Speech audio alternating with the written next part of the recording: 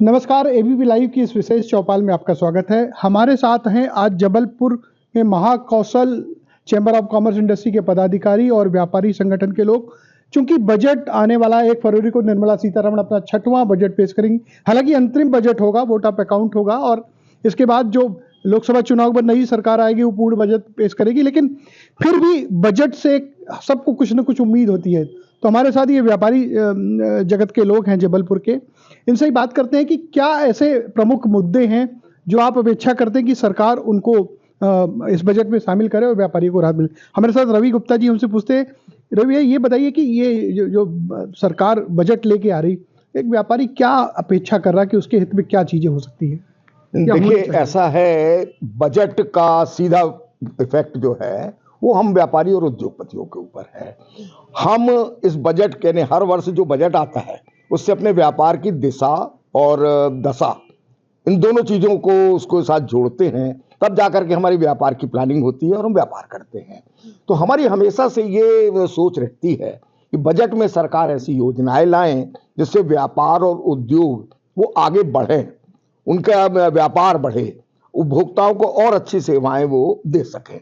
मगर अभी वर्तमान में जो हम महसूस कर रहे हैं कि जो विगत कोई बजट आए, इन बजट के कुछ रूपरेखाएं ऐसी रही कि हमारे जो उच्च स्तरीय व्यापारी गण थे या उद्योगपति थे वो तो लाभान्वित हुए, निम्न वर्ग में हमारे कृषक या इनके लिए योजनाएं लाई गई वो लाभान्वित हुए, मगर मध्यम वर्गीय मध्यम आय के जो लोग थे, जो व्यापार करने वाले MSME, जिसका नाम ले लेकर के सरकार बहुत चीजें बताती है, बहुत सारा कंट्रीब्यूशन है हम लोगों का, मगर हम लोगों के लिए ऐसी कोई योजनाएं जिनसे कि हमारा व्यापार उद्योग का उत्थान हो, ऐसी कोई योजनाएं अभी तक देखने में नहीं आई।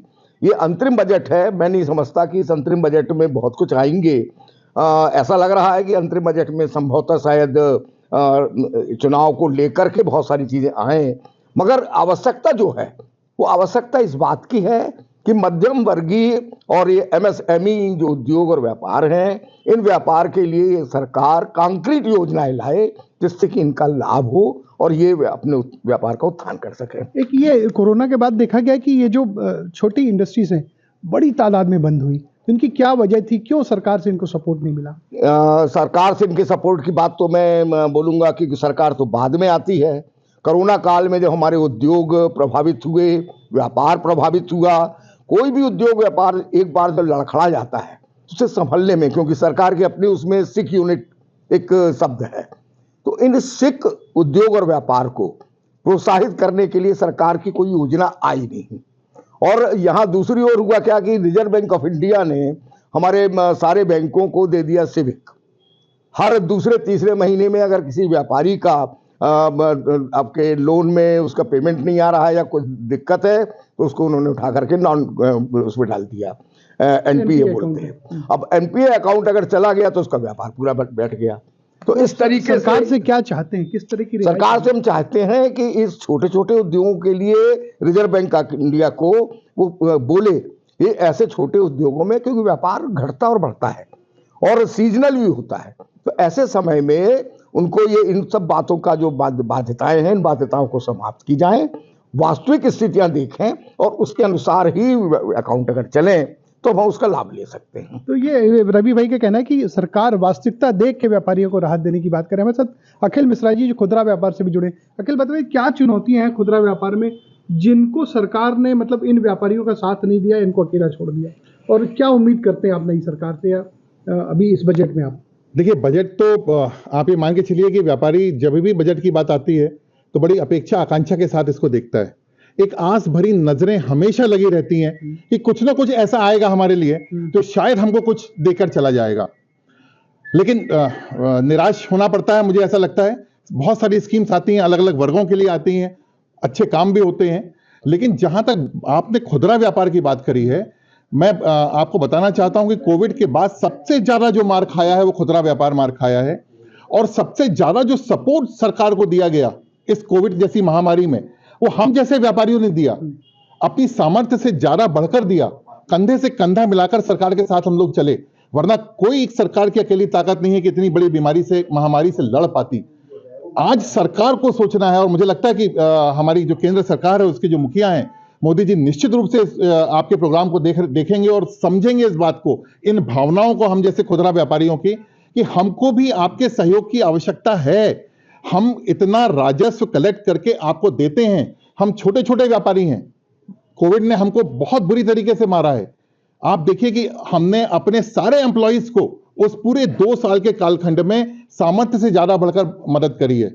लेकिन आज सरकार से आग्रह है हमारा, ये जो बजट आ रहा है उसमें आप ऐसी योजनाओं को शामिल करें। और इसमें मैं आपको बताना चाहता हूं कि हमने बहुत प्रयत्न किया है कोविड के पहले से भी, और अब तो कोविड के बाद हमारा ये प्रयत्न और ज्यादा बढ़ गया और हमारी ये धारणा और दृढ़ हो गई कि हमको व्यापारी कल्याण कोष की एक स्थापना अवश्य रूप से होनी चाहिए। मतलब ये सरकार से आप मांग करते हैं कि एक बिल्कुल मांग कर रहे हैं कि जिस प्रकार आपने अनेकानेक वर्गों के लिए कोष बनाए हैं, उनको राहत देने के लिए बनाए हैं, उनको उनकी समस्याएं, उनको आपदाओं पर उनको सहयोग देने के लिए बनाए हैं, तो हम जैसे खुदरा व्यापारियों के लिए व्यापारी कल्याण कोष की स्थापना होनी चाहिए। और न सिर्फ स्थापना हो, बल्कि इस बजट में आवंटित की जाए राशि की, इस राशि से आवंटित करके हम इस कोष की स्थापना कर रहे हैं। इस तरह की सोशल सिक्योरिटी उन्हें भी मिलनी चाहिए, बाकी तबके को मिलनी चाहिए। और इसमें मैं आपसे एक बात और कहना चाहता हूं, जीएसटी आने के बाद में आपने देखा होगा कि बहुत सा वर्ग ऐसा है जो अभी भी जीएसटी के दायरे से बाहर रहकर व्यापार कर रहा है, जो जीएसटी में आने वाले जो व्यापारी हैं उनको दिक्कत दे रहा है।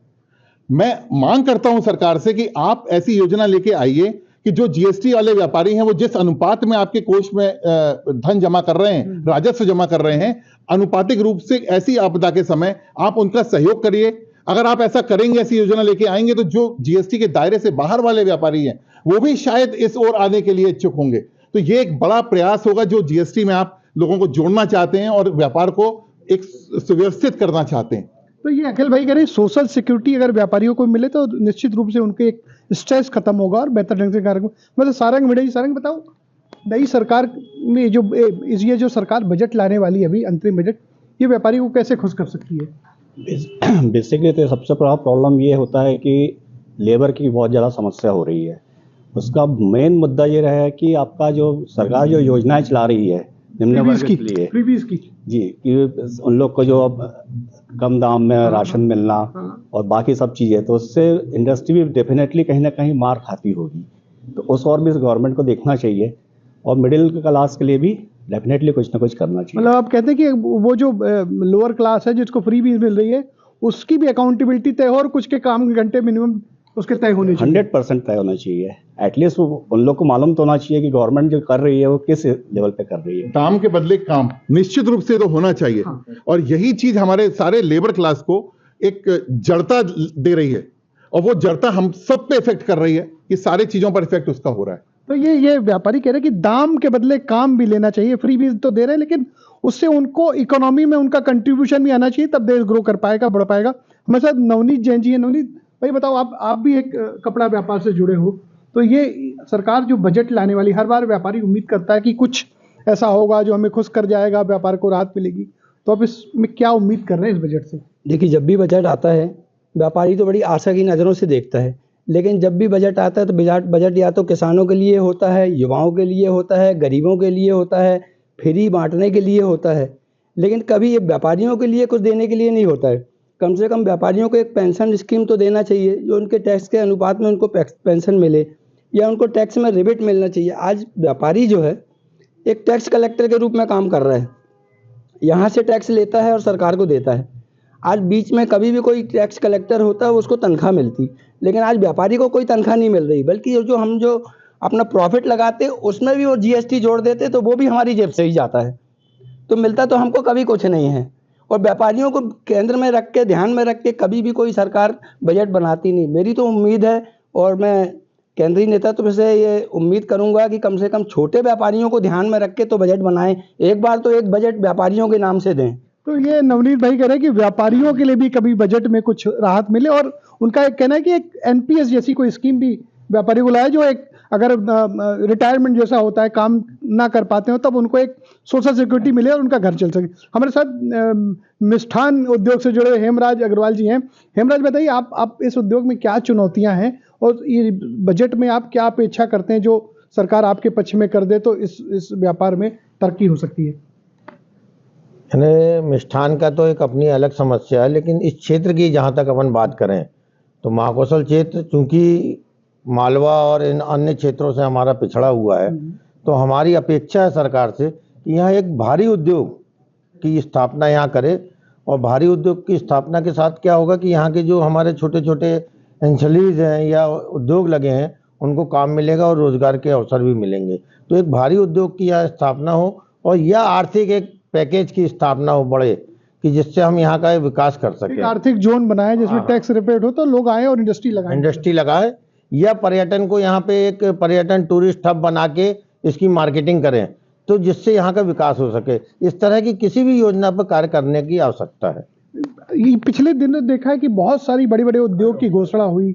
कभी रक्षा से जुड़े बड़ा उद्योग लगेगा, कभी बात हुई कि कपड़े से जुड़े बड़ा उद्योग लगेगा, कभी लगा कि कागज का कारखाना लगा, आया कुछ नहीं। तो क्या ये सरकार से मतलब महाकौशल के साथ एक तरह की उपेक्षा है, और हम लोग बहुत लंबे समय से ये दंश झेल रहे हैं और अपेक्षा ये कर रहे हैं कि इस बार सरकार इस ओर ध्यान देगी और कोई भारी उद्योग अभी तक जो घोषणाएं हुई हैं वो छोड़ के मूर्त रूप ले पाएगा या जमीनी हकीकत उतर पाएगा, ऐसी हम लोग अपेक्षा करते हैं। तो जबलपुर के लिए हेमराज भाई भारी उद्योग की मांग कर रहे हैं, जो उसके आने से उनका कहना है कि यहाँ तरक्की भी आएगी, लोगों को रोजगार मिलेगा। हम रवि भाई से एक बार पूछते हैं कि रवि भाई ये बताइए, जो जीएसटी का कंप्लायंस का इशू है, व्यापारी बहुत परेशान रहता है, क्या तकलीफ है, इसको कैसे सरकार दूर देखिए, ऐसा मुझे लग रहा है कि जीएसटी काउंसिल में प्रतिनिधित्व व्यापारियों और उद्योगपतियों का, वो भी मुख्य रूप से एमएसएमई सेक्टर से, कहीं नहीं दिख रहा है। उसका कारण ये है कि व्यवहारिक जो कठिनाइयां हैं वो काउंसिल के पास पहुंचती नहीं है, और उसका जो निदान जो है वो भी नहीं आ पाता। तो इस वक्त तो ये हालत है कि जीएसटी से जो शुरू में लग रहा था कि बड़ा लोक लुभावन है, मगर अब जाकर के लग रहा है कि ये कष्टप्रद होने लगा है। एक देश एक टैक्स वाला मतलब जो एक बात तो है, एक देश एक टेस्ट का इन्होंने जो नारा दिया था, और उस वक्त हमारे चैम्बर की ओर से हमने उठाया था कि एक देश एक टैक्स के नाम पर आपने 4 टैक्स जीएसटी लगा दिए, आपके सीजीएसटी, एसजीएसटी, इंटीग्रेटेड जीएसटी, और इस तरीके से 4 सेस अलग, हाँ 4 सेस अलग। तो इन 4 को तो एक कर दिया। और हमारी यहाँ पर तो ये भी मांग उठ रही है कि जब एक देश एक कर हो गया है, तो आज के समय में उद्योग और व्यापार दोनों के लिए बिजली एक बहुत महत्वपूर्ण चीज है। तो केंद्र सरकार को ये बिजली के रेट भी पूरे देश में एक से निर्धारित हों। एमपी में सबसे ज्यादा महंगी है बिजली, एमपी की सबसे ज्यादा महंगी है, हमारे लगे हुए जो स्टेट हैं वहां पर कम है, तो यहाँ का जो हम उत्पादन कर रहे हैं उसकी कीमत बढ़ जाती है। और अभी तो रात की बिजली उद्योगों को और महंगी करने की बात हाँ, अभी जो रात में हम व्यापार करके थोड़ा कंपोजिट कर रहे थे, तो रात में ही बिजली बढ़ाने के रेट बढ़ाने का उनका प्रावधान जो है वो लाने जा रहे हैं। तो हमारा ये निवेदन है कि केंद्र सरकार अपने स्तर पर सारे स्टेट्स की, पूरे हिंदुस्तान के बिजली के रेट एक हों, ऐसी व्यवस्था उनको बनाना चाहिए। मतलब एक देश एक टैक्स और एक सा बिजली का दाम। तो सर आप बताइए, जो अभी अंतरिम बजट है हालांकि केंद्र सरकार का जो आने वाला है, लेकिन ये बजट कैसे व्यापारियों के चेहरे पे खुशी या मुस्कान ला सकता है? ये बजट व्यापारियों के चेहरे पे खुशी उस समय ला सकता है कि जब हमारे माननीय प्रधानमंत्री जी और वित्त मंत्री निर्मला जी पेट्रोल को यदि जीएसटी के दायरे में ले आएँ और पेट्रोल के रेट जितने कम हो सकें, तो आम जनता उससे खुश हो जाएगी।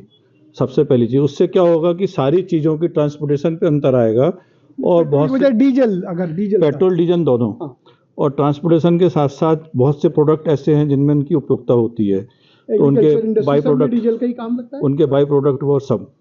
दूसरी चीज़, अभी जो एमएसएमई सेक्टर को लेके कि जो 45 दिन का पेमेंट की बात आई है, ये हम व्यापारियों के लिए बहुत ज़्यादा कुठाराघात है। और उसमें कि आप यदि 45 दिन के अंदर पेमेंट नहीं कर रहे हैं तो वो आपकी इनकम टैक्स में जोड़ा जाएगा, जो आपकी आउटस्टैंडिंग है 60 दिन की, 65 दिन की, 62 दिन की। तो ये बहुत बड़ा बोझ है। एक तरफ आप इनकम टैक्स में छूट देने की बात कर रहे हैं, और दूसरी तरफ इस तरीके से इनडायरेक्ट तरीके से आप तलवार लटका रहे हैं। तो ये हमारी मांग है, बहुत जायज़ मांग है, इस पर ध्यान देना बहुत ज़रूरी है। आप कहते हैं कि इनकम टैक्स में भी कुछ छूट का दायरा बढ़ाए सरकार? इनकम टैक्स में तो उन्होंने पिछले बजट में भी अपने तरीके से किया है, पुरानी रिजीम और नई रिजीम, और अभी जो उन्होंने अमेंडमेंट कर दिया अभी, और जो घूम रहे हैं हमारे सीए लोग, सजेशन दे रहे हैं और सारी बैठकें हो रही हैं, तो इस पे बहुत हम जल्दी ही हम लोग निर्णय लेने वाले हैं, व्यापार जगत के लोग, और इस पे ऑब्जेक्शन उठाने वाले हैं। तो एक अखिल भाई ये बताइए कि जो पूरा बजट तो नहीं है, ये निश्चित है, 5 साल सरकार चलती रही, क्या इन 5 सालों के जो इन्होंने 5 बजट पेश किए, व्यापारी खुश था इससे? देखिए फिर मुझे लगता है कि ये दिल मांगे मोर, 100% कभी खुश नहीं होता। ये दिल मांगे मोर, जो मिलता है हम उससे ज्यादा की अपेक्षा रखते हैं हमेशा, और रखना भी चाहिए, होना भी चाहिए, क्योंकि हम उतनी मेहनत कर रहे हैं सरकार के लिए। छोटा व्यापारी स्ट्रेस में है, बहुत ज्यादा स्ट्रेस में है, क्योंकि वो अपने जीवन यापन के लिए संघर्ष कर रहा है। वो व्यापार प्रॉफिट कमाने के लिए नहीं कर रहा है, वो अपने जीवन यापन चलाने के लिए, अपने घर परिवार को चलाने के लिए, और जो उसके संस्थान में कर्मचारी लगे हैं उनके घर परिवार चलाने के लिए संघर्षरत है। ये कोविड के बाद की परिस्थितियां बन गई हैं। लेकिन देखिए बहुत सारे फैक्टर्स हैं।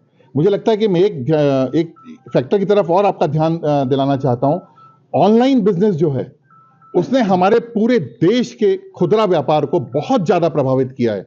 मुझे याद है आज से 6 साल पहले माननीय अध्यक्ष जी के नेतृत्व में हम लोगों ने ऑनलाइन के खिलाफ बहुत आवाज उठाई थी, बंद किया था 3 दिन तक। तो प्रदेश सरकार ने यहां पर बराबर से 6% टैक्स लगाकर उसमें राहत देने की बात करी थी हम खुदरा व्यापारियों को। लेकिन प्लेटफॉर्म ई कॉमर्स के जैसे, अब आप कल्पना करिए कि अमेजॉन या फ्लिपकार्ट या स्नैपडील ऐसी कंपनियां जो 10 बाई 10 के दायरे में रहती हैं, कोई इन्वेस्टमेंट नहीं करती हैं, इतने कम दाम में हम सारे कस्टमर्स को उपलब्ध करा देती हैं। अब आप देखिए, मैं एक एग्जांपल देना चाहता हूं कि हमारे जूते वाले जो हमारे डीलर्स हैं, आप देखिए उनकी स्थिति क्या हो गई है। वो कस्टमर जाता है, वहां से जूते का नंबर देखता है और फिर अमेजॉन, फ्लिपकार्ट, स्नैपडील ऐसी उधर से बुला लेता है। इलेक्ट्रॉनिक्स में भी यही होता है, इलेक्ट्रॉनिक्स में भी एग्जैक्टली यही है। सारी चीजें मार खा रही हैं, कहीं ना कहीं गारमेंट्स में भी वही है। हाँ, सभी जगह कहीं ना कहीं खुदरा व्यापार पूरा स्ट्रेस में है ही ऑनलाइन कारण। कहीं ना कहीं आवश्यकता है एक सख्त नियम की। मैं ये नहीं कहता कि आप ऑनलाइन बंद कर दीजिए, क्योंकि सेम प्लेइंग के लिए सेम फील्ड मिले दोनों को, बराबर से मिले। आप कल्पना कीजिए कि 67% का हमारा ऑफलाइन व्यापार इस 33% के ऑनलाइन व्यापार से कितना प्रभावित हो रहा है। इसको कहीं ना कहीं बैलेंस करने की आवश्यकता है।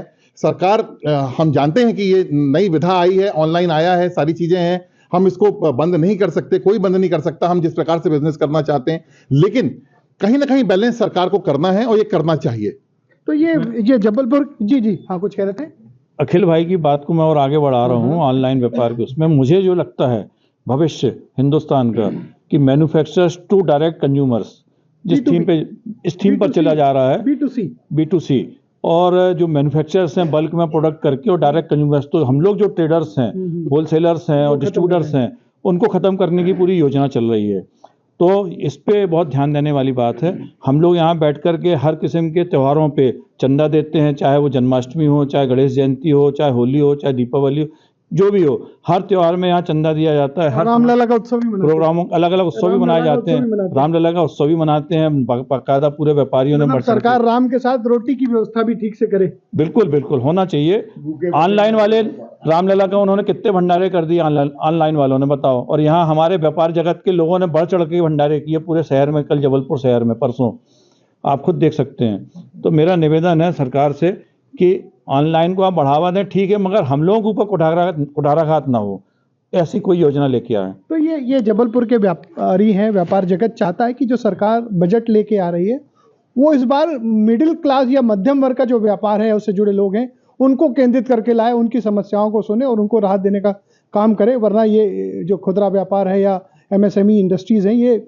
मरने की कगार पे हैं, खत्म होने की कगार पे हैं, और जो एक तरह से इनडायरेक्टली सबसे ज़्यादा रोजगार भी देती हैं। तो बेरोजगारी का जो एक कोर इशू है, महत्वपूर्ण मुद्दा है, उस पर भी अगर सरकार इनको राहत देती है तो उन्हें भी राहत मिलेगी और लोगों को रोजगार मिलेगा। Ajay Tripathi, ABP news, Jabalpur.